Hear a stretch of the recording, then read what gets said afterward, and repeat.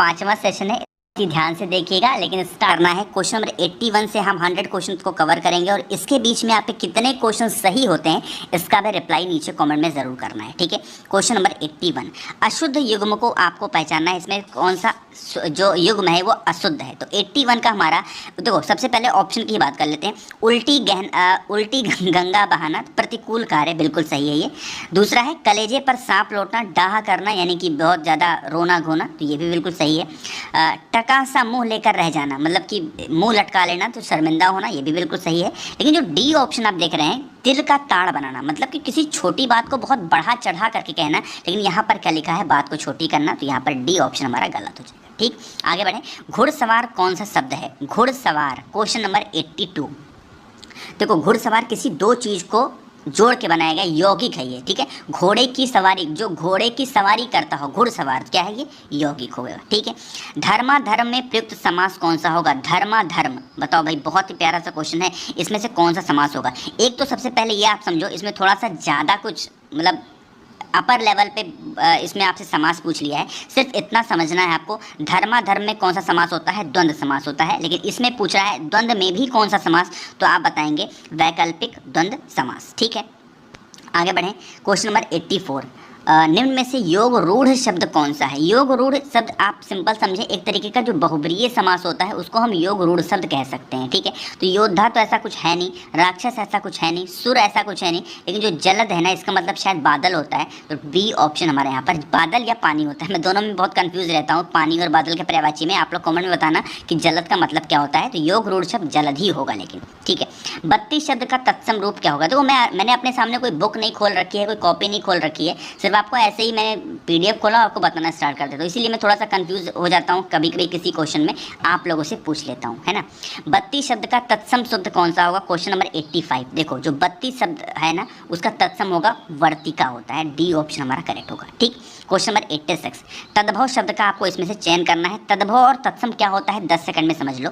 तद्भव वो शब्द होता है जो हम अपनी आम बोलचाल की भाषा में इस्तेमाल करते हैं, ठीक है, यानी कि वो ऐसे शब्द जो संस्कृत से आए हैं लेकिन हमने उनको अपनी बोलचाल की भाषा में सही कर लिया। जैसे अगर मैं कहूँ सूर्य, तो सूर्य क्या है? एक तत्सम है, लेकिन मैं कहूँ सूरज, तो हम लोगों ने अपने हिसाब से ढाल लिया ना सूरज, तो इसलिए सूरज हमारा तद्भव हो जाएगा और सूर्य क्या होगा? तत्सम होगा। और यहाँ पे पूछ रहा है तद्भव कौन सा होगा, यानी हमारी आम बोलचाल की भाषा में क्या होगा, तो ए ऑप्शन होगा, केला होगा, ठीक। आगे बढ़ें। रिक्शा शब्द कैसी भाषा है? रिक्शा, देखो क्वेश्चन नंबर 87 का डी ऑप्शन होगा। रिक्शा एक जापानी है, ठीक है, जापानी भाषा है।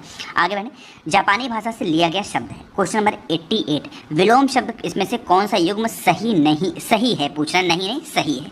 तो लौकिक क्या होता है? भौतिक नहीं होता है, लौकिक क्या होता है? पारलौकिक होता है, तो ठीक। बाकी कोमल की बात करें तो कोमल का मधुर नहीं होता है, इसमें विलोम पूछ रहे हैं ना, तो कोमल का मधुर नहीं होता है, क्या होता है? कठोर होता है।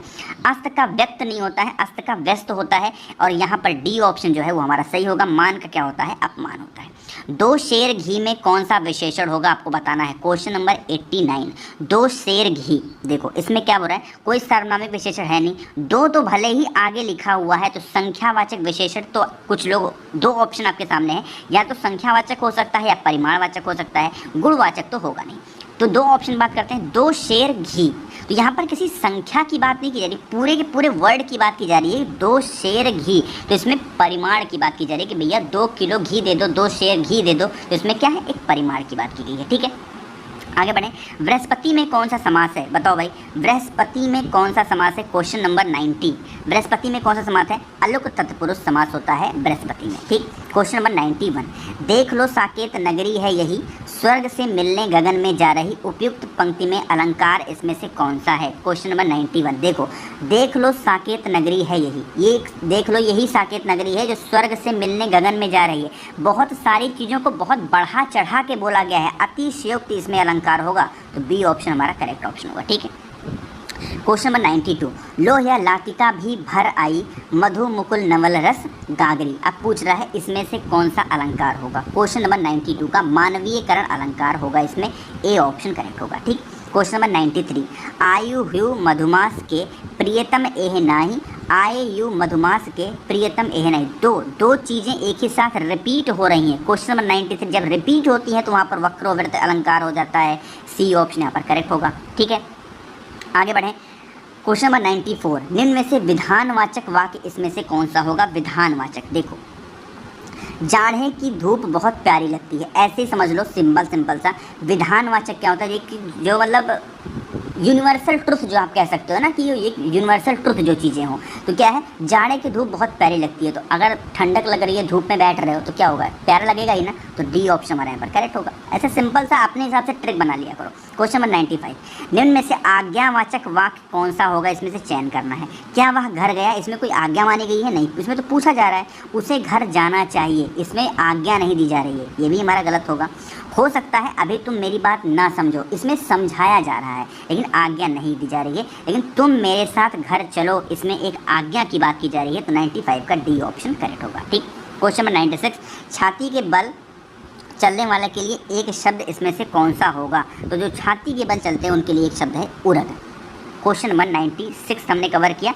97 हमारा है कि नानी कुंवारी मर गई, नवासे के नौ ब्याह, जो लोकोक्ति है उसका अर्थ क्या है? क्वेश्चन नंबर 97, व्यर्थ की सेखी बघारने वाले को क्या कहते हैं? कि नानी कुंवारी मर गई, नवासे के नौ ब्याह, तो ए ऑप्शन हमारे यहाँ पर करेक्ट ऑप्शन होगा। देखो दो चीज़ें आपके एग्जाम में इस बार चेंज होंगी, वो ये चीज़ें हैं कि आपके एग्ज़ाम में साहित्य के कुछ क्वेश्चन आपको देखने को मिलेंगे, जबकि 4 से 5 क्वेश्चन कम से कम साहित्य से आपको आपके एग्ज़ाम में देखने को मिलेंगे। दूसरा जो आपको अलंकार पूछा जाएगा और दूसरा जो आपका छंद पूछा जाएगा, वो भी थोड़ा से अच्छे लेवल के होंगे। जो आपको पैराग्राफ दिए जाएंगे थोड़े अच्छे होंगे, तो इसलिए अलंकार और छंद अच्छे से पढ़ लेना। ठीक। बहुत सारे लोग कहते हैं कि ये तो सिलेबस में है नहीं, तो सिलेबस में है नहीं, फिर भी आपको 1 से 2 क्वेश्चन देखने को मिलेगा ही मिलेगा। ठीक है। क्वेश्चन नंबर 97 हमने कवर किए हैं, 2-3 क्वेश्चन और हैं। क्वेश्चन नंबर 98 है, इस वर्ष मेरा बैल भी मर गया और चोरी भी हो गई, इसी को कहते हैं, क्या कहते हैं बताओ भाई? क्वेश्चन नंबर 98 एक तरीके का समझ लो मुहावरा ही है, तो 98 का हमारा सी ऑप्शन, कंगाली में आटा गीला, कि भाई ये भैंस भी मर गई और चोरी भी हो गई। ठीक है। क्वेश्चन नंबर 99, कौन सी संज्ञा भाववाचक संज्ञा नहीं है? अब इसका आंसर आपको नीचे कमेंट में बताना है, क्योंकि बहुत कंफ्यूजिंग ये क्वेश्चन है। इसका आंसर आपको ही करना है, थोड़ा सा सोच करके ही आंसर करिएगा। ठीक है। क्वेश्चन नंबर 100, गोस्वामी जी ने रामचरितमानस की रचना की में कौन सा शब्द, जो रेखांकित शब्द है उसमें कौन सी संज्ञा होगी? गोस्वामी पे देखो आप एक रेखा पाया हुआ है, तो 100 का करेक्ट ऑप्शन क्या होगा? तो गोस्वामी जी, ये एक नाम ही तो है, तो नाम के लिए क्या करते हैं? व्यक्तिवाचक संज्ञा। सिंपल सा क्वेश्चन है, तो 100 का बी ऑप्शन होगा।